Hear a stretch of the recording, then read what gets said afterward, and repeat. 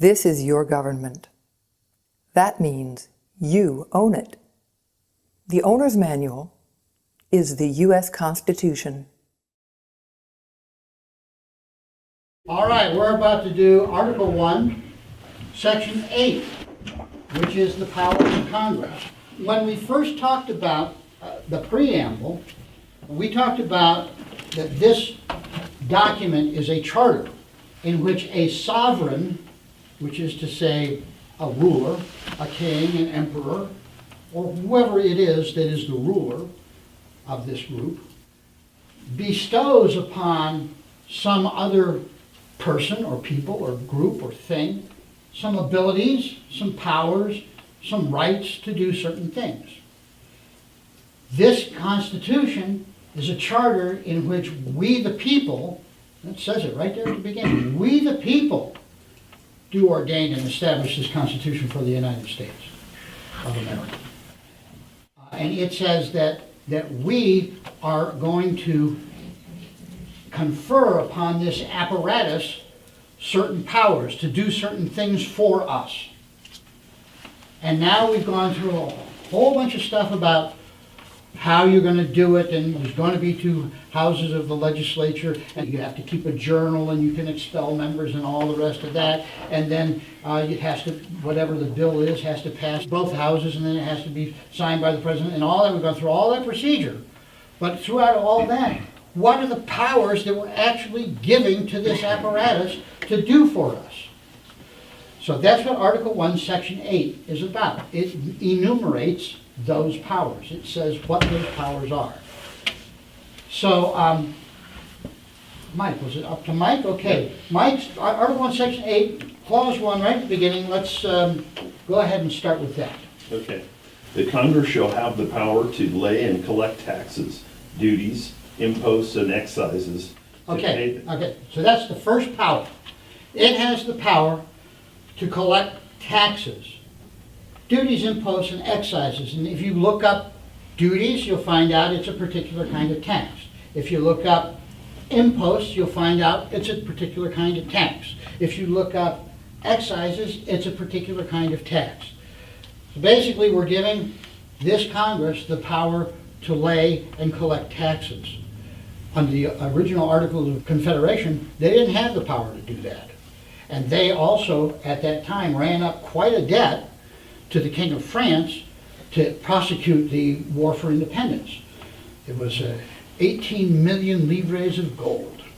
And they had to pay this off. And in fact, the terms of the contract were that in 1788, they were going to have to make the first payment on it.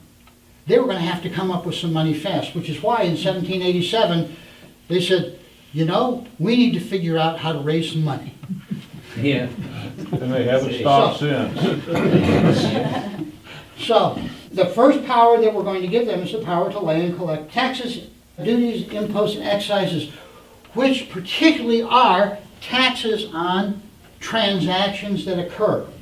A duty, an impost, or an excise is, like for instance, the gasoline tax is an excise tax, because when you buy some gasoline, they put a little extra on that. It's an excise tax. And all those taxes are called indirect taxes, because it's a tax on, although you're paying it, it's a tax on the fact that this transaction occurred. That's called an indirect tax, as opposed to what is now known as a direct tax, which is what's talked about in Article 1, Section 2. And when we get to income taxes, we'll revisit that again. Okay, so now they can lay and collect taxes. Jim, tell us what they can do with that money. They can pay debts and provide for the common defense and general welfare of the United States. Good. So this is the only thing that they're allowed to do with these taxes, is they are allowed to pay the debts, they are allowed to provide for the common defense, and they are allowed to promote the general welfare. Yes? Okay, and by general welfare, do they mean something that benefits everybody?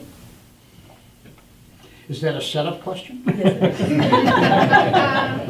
Would you like to answer that question?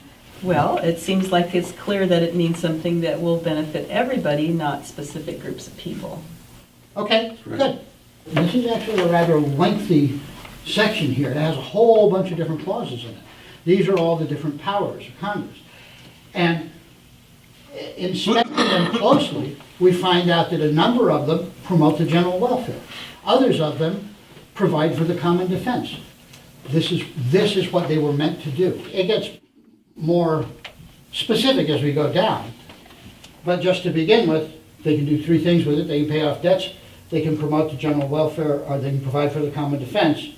And then we have a list of actions that they can do to do those. Good. Richard?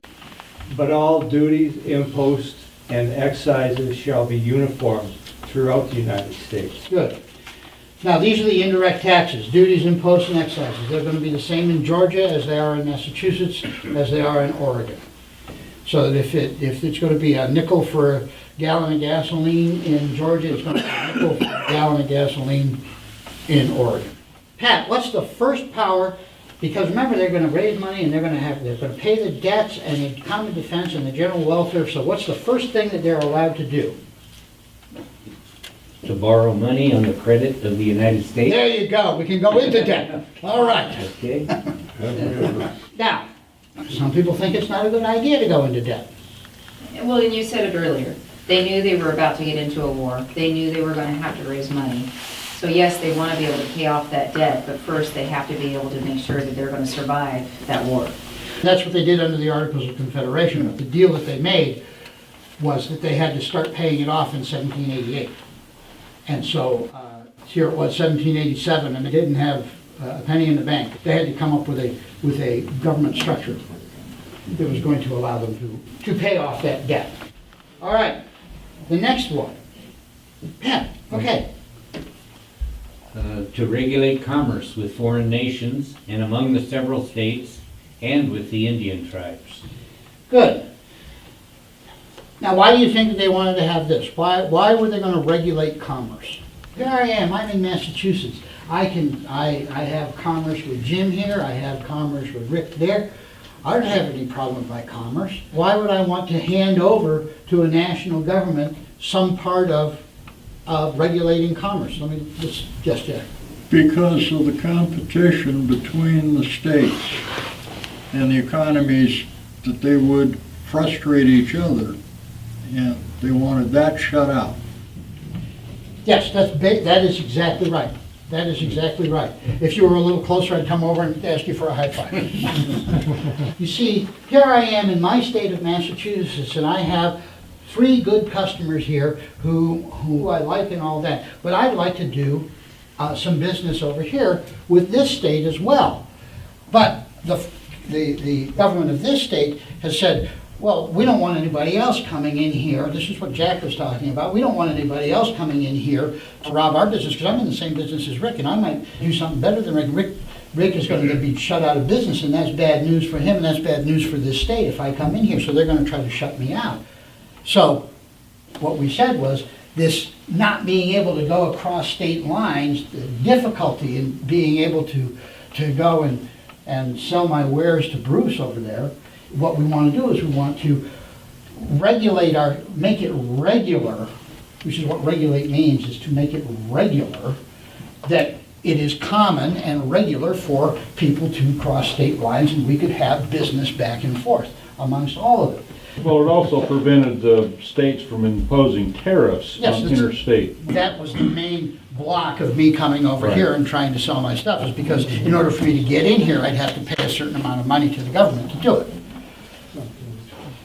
So they were going to regulate commerce among the several states, and they were going to regulate commerce with foreign nations.